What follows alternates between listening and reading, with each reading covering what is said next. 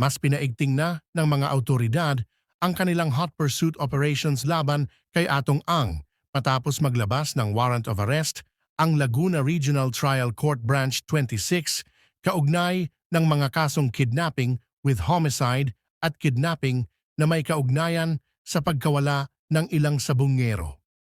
Batay sa rekord mula taong 2021 hanggang 2022 ay naihain na rin ang mga kaso laban kay Mr. Ang sa 3 regional trial courts na matatagpuan sa Lipa City, Batangas, gayon din sa Santa Cruz at San Pablo sa lalawigan ng Laguna.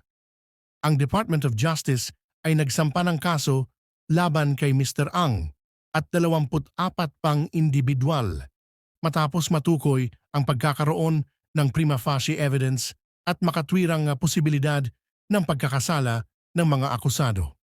Samantala, nag-deploy na ang Philippine National Police ng mga espesyal na tracker teams upang matunton at maaresto si Mr. Ang na pinaniniwalaang nananatili pa rin sa loob ng bansa.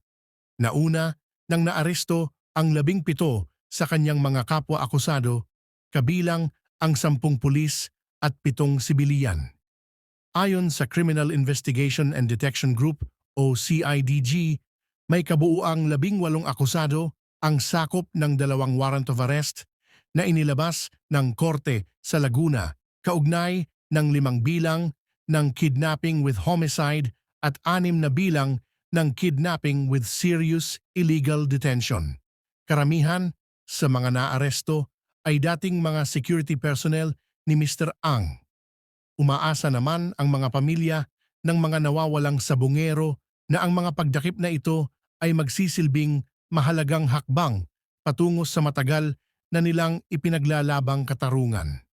Sa gitna ng patuloy na investigasyon ng mga autoridad, kumalat ang balitang may 10 milyon na pabuya para sa sinumang makapagtuturo o makapagbibigay ng lehitimong impormasyon na makatutulong sa paglilinaw ng kaso.